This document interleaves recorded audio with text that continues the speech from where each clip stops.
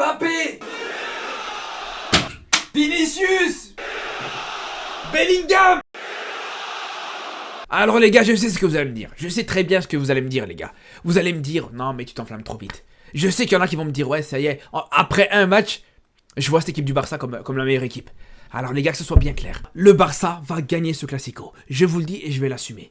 Je vais l'assumer quoi qu'il arrive. Et si je me permets de chambrer avant le match, si je me permets de l'ouvrir avant le match, c'est comme avec Cédric Doumbé. Si Cédric Doumbé se permet de parler, c'est parce qu'il sait bien qu'il va gagner. Ben là c'est la même chose les gars. Si je me permets de parler aujourd'hui et pas un autre jour, c'est parce que je sais très bien que le Barça va gagner depuis le début de la saison. Depuis le début de la saison, sur chaque match du Barça, avec des victoires sur des gros scores, à chaque fois, je reste sur la réserve. À chaque fois, je me retiens, les gars. À chaque fois, je dis, voilà, c'est bien, c'est positif, mais il va falloir faire la même chose en Ligue des Champions contre des grosses équipes. Il va falloir faire la même chose contre le Bayern, par exemple. C'est là où on verra vraiment le vrai visage de cette équipe du Barça. C'est là où on verra vraiment ce que vaut ce Barça-là, les gars. Depuis le début de la saison, les gars, je me retiens, je reste sur la réserve. Même s'il y avait des beaux matchs, même si j'appréciais, je profitais de ces beaux matchs-là, il y avait toujours quelque chose à redire. À chaque fois, je voyais une petite faiblesse, une petite errance de la défense ou offensivement des petits ratés. Je disais, attention, ça contre le Bayern, ça peut être compliqué. À chaque fois, je me retenais. À chaque fois, je disais, on va attendre le match contre le Bayern pour pouvoir vraiment se prononcer. Et là, maintenant, que tu vois cette victoire contre le Bayern, que tu vois ce match contre le Bayern, et que tu vois que tu as gagné contre le Bayern, de la même manière que tu gagnes quand tu joues des équipes de Liga comme Alaves, comme Valladolid, comme ce genre d'équipe-là, je suis désolé les gars, je suis désolé, mais c'est difficile de pas s'enflammer après ça. Parce que s'il y en a bien un qui est le dernier à s'enflammer, je suis désolé, hein, mais trouver un supporter barcelonais ou même un supporter de manière générale aussi pessimiste que moi avec mon équipe, vous ne trouverez jamais les gars. Vous trouverez jamais. Je sais bien qu'il y en a tout le monde me reproche tout le temps ça les gars. À longueur de temps tout le monde me dit je suis trop aigri, je suis trop pessimiste, je suis jamais content. L'équipe elle peut gagner 4-0, 5-0, j'aurais des choses à redire. C'est la même chose que ce soit avec le Barça, que ce soit avec le Maroc qui est mon équipe nationale. C'est à chaque fois la même chose, je suis toujours pessimiste. J'ai du mal à m'enflammer en général. Donc c'est pour vous dire les gars, que si là je m'enflamme et que si là je suis optimiste pour la première fois de l'histoire, ou en tout cas pour la première fois depuis que je suis sur YouTube, si pour la première fois je suis autant optimiste pour un Classico, c'est pas pour rien les gars, c'est pas par hasard. Alors quand il fallait être pessimiste et quand, par exemple, sur les dernières saisons quand je disais, ouais voilà, ça va être compliqué contre le Real, ce Classico je le sens pas trop, je le disais les gars, quand il fallait être pessimiste je l'étais. Mais là, quand tu sais que clairement, t'as absolument rien à envier à cette équipe du Real, que tu sais très bien que cette équipe du Real est largement inférieure à toi, que certains joueurs du Real Madrid, même certains des meilleurs joueurs de cette équipe du Real, je les mets même pas titulaires dans cette équipe du Barça. Je vous le dis, j'en ai parlé il y a quelques jours avec certaines personnes où je disais, moi, par exemple, Bellingham, les gars, le Bellingham actuel, je le mets pas titulaire dans cette équipe du Barça. Si Bellingham, par exemple, doit venir au Barça, je le mets pas titulaire. Je le mets pas titulaire. Je vous le dis, les gars. Titulaire à la place de qui? Tu veux le mettre titulaire en attaque? Tu retires qui à sa place? Rafinha? Yamal? Jamais de la vie. Tu veux le mettre titulaire au milieu de terrain? Tu retires qui à la place? Pedri? Jamais de la vie. Jamais de la vie, les gars. Je retire Pedri pour mettre Bellingham. Même Olmo, je les retire pas pour mettre Bellingham. Et je vous parle même pas. Vinicius, pareil. Vinicius, moi, aujourd'hui, pour moi, Rafinha est meilleur. Ou en tout cas, ça se vaut. Allez, on va pas dire est meilleur, mais en tout cas, ça se vaut. Ça, c'est vraiment ce qu'on peut dire au minimum. Que les deux se valent. Mbappé, on n'en parle même pas les gars. Mbappé, jamais de la vie, je vous le dis les gars. Et ça, je l'ai toujours dit par contre. Je l'ai toujours dit que Mbappé au Barça, j'en ai jamais voulu. Et je le dis même pas par seum, par pessimisme ou... Ça les gars, je l'ai toujours dit que Mbappé au Barça, j'en ai jamais voulu les frères.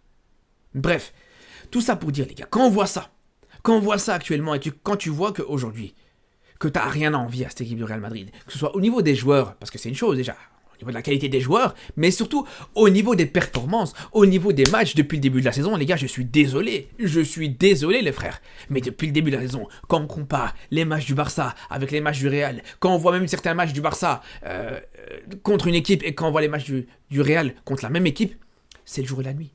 C'est le jour et la nuit. Je reprends l'exemple par exemple du match contre Valladolid, où le Real a eu du mal, surtout en première mi-temps, a eu du mal à ouvrir le score. Alors que ce match, c'était complètement une formalité pour le Barça. C'était le match le plus facile pour le Barça depuis le début de la saison. Sur une victoire 7-1, si je dis pas de bêtises. Donc c'est pour vous dire, les gars, aujourd'hui, moi, à aucun moment, je peux être inquiété par une équipe du Real qui est inquiétée par tous les adversaires qu'elle rencontre au bout d'un moment. Faut arrêter de se foutre de nous. Elle est inquiétée par Stuttgart, par Lille, par Alaves, par ci, par ça. Les gars, nous, on va avoir peur de ça. Si on commence à avoir peur de ça, les gars, on va jamais s'en sortir. Le seul problème, la seule chose qui pourrait m'inquiéter éventuellement, c'est que voilà, les joueurs ils flanchent un petit peu mentalement. Que mentalement les joueurs s'inquiètent ou un petit peu soient pas sereins parce qu'ils affrontent le Real Madrid. C'est la seule chose qui pourrait m'inquiéter. Mais franchement, après ce match contre le Bayern, après avoir vu justement ces joueurs qui mentalement étaient prêts à affronter le Bayern et à battre le Bayern 4-1, je vous dis, ce Real ne me fait pas peur. Ce Real ne me fait pas peur une seule seconde, les gars, je vous dis la vérité. Et cette équipe du Real qui martyrise toute l'Europe, cette équipe du Real qui arrive à chaque fois à s'en sortir, pour moi aujourd'hui, je vous le dis, dans ce Classico qui aura lieu ce week-end, pour moi, ils s'en sortiront pas. Pour moi, le Barça va battre le Real. Je vous le dis, les gars, je m'avance, voilà, je prends le risque. Peut-être qu'après le match, je vais regretter mes paroles, mais moi, je suis persuadé que ça va pas être le cas, les gars. Je vous dis la vérité. J'ai été, comme je vous dis, sur les derniers Classicos, j'ai été pessimiste. À juste titre, ça s'est avéré. Mais moi, pour le coup, je vous le dis, le Barça va gagner. Le Barça va gagner ce match. Après, je dis pas que le Barça va gagner facilement. Je dis pas que ça va être une problème de santé pour le Barça. On sait très bien que... Et c'est ce qui va être un petit peu embêtant. C'est la seule contrainte, on va dire, dans ce match-là, contrairement à ce match contre le Bayern. Ça va être la différence. C'est que contre le Bayern a joué au football, il n'y a pas de problème. Le Bayern s'exposaient, ils n'étaient pas forcément dans un style défensif, ils étaient là pour jouer tout simplement, alors que du côté du Real ça va être différent. Je vous le dis déjà, de manière générale on sait très bien que c'est souvent le cas, que le Real dans les grands matchs souvent ça joue pas énormément, même certaines fois dans des petits matchs, dans des matchs abordables, dans des matchs faciles, on voit le Real défendre. Mais bon, c'est leur style, c'est comme ça qu'ils font et c'est comme ça qu'ils vont faire, je vous le dis, contre cette équipe du Barça. Je vous le dis les gars, pour moi, c'est la seule chose qui peut être une petite contrainte face à cette équipe du Real Madrid. C'est la seule chose. Parce que voilà, ils vont jouer dans un bloc bas. Ça, c'est clair et net.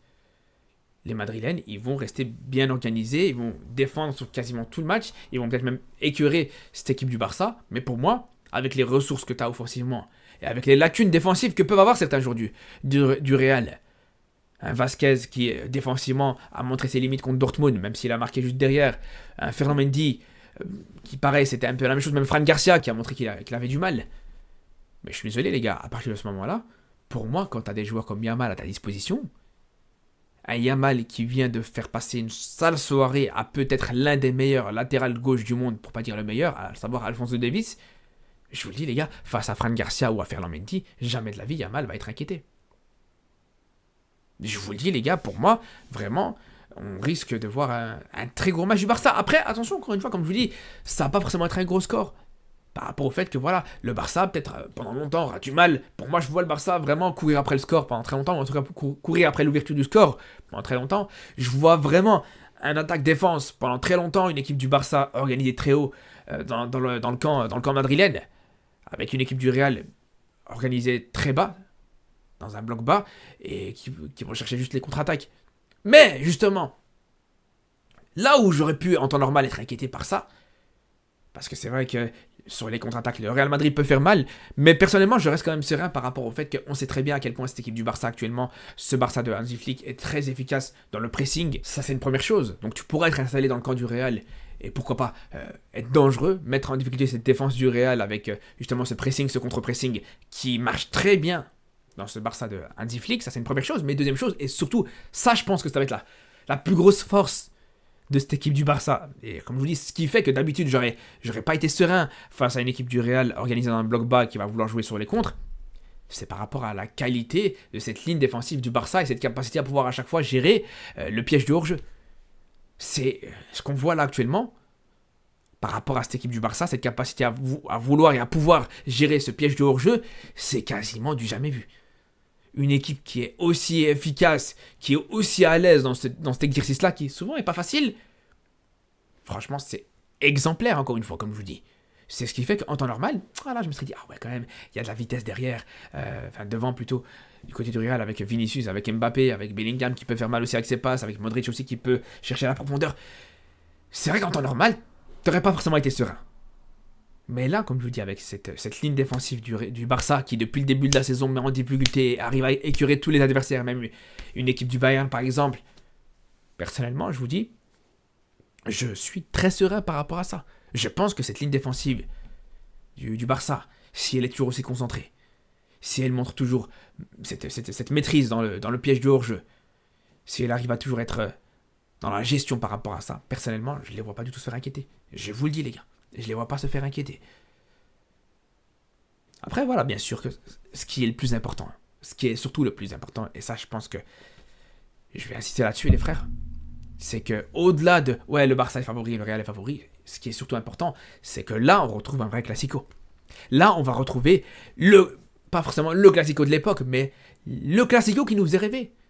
Ce match qui nous hypait tous, ce match qu'on attendait tous, et ça c'est une très bonne nouvelle, et je pense même pour les supporters du Real, même pour les Madrilènes, et j'ai déjà eu l'occasion d'en parler avec certains, qui me disaient clairement que pour eux, voilà, ils étaient contents de revoir un Barça conquérant, un Barça qui était à la hauteur, qui arrivait à faire des bons matchs, et qui pouvait un petit peu tenir la dragée haute au Real dans un classico.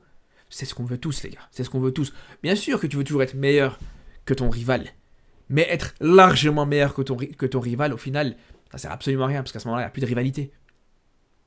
Tout comme les supporters parisiens, ils ont beau dire ce qu'ils veulent, mais je suis persuadé qu'ils espèrent et qu'ils veulent voir une équipe de l'OM plus consistante, plus dangereuse. Ce qui sera peut-être le cas ce week-end, mais bon, ça c'est encore un autre débat. Mais tout ça pour dire, les gars, voilà, ça c'est une bonne nouvelle, les gars. Voir les classicos qui nous faisaient rêver, les classicos qui nous hypaient, parce que c'est vrai que sur ces dernières années, nous, c'est vrai qu'on est, en tant que supporter du Barça ou du Real, on suivait ces matchs-là parce que c'était des matchs, malgré tout, qu'on attendait avec impatience. Mais pour des spectateurs neutres, en général, sur les dernières années, c'est rare qu'ils s'intéressaient autant au classico qu'à l'époque. Mais là, pour le coup, je pense que pour ce classico-là, tout le monde va s'intéresser à ça. Même si t'es pas supporter du Barça ou du Real, tu vas t'intéresser à ce classico. Je suis persuadé que ça va être le cas. En tout cas, les frères, on se retrouvera bien sûr pour reparler de ce classico dans le débrief d'après-match. Bon, c'est vrai que j'ai sorti cette vidéo d'avant-match un petit peu tôt, 2 jours avant ce classico, mais j'avais hâte d'en parler, les gars. J'avoue que même sur les derniers débriefs, soit du Barça ou du Real, à chaque fois, je me projetais déjà sur le classico. En tout cas, les frères, on se dit à très vite pour de nouvelles vidéos et surtout d'ici là, prenez soin de vous.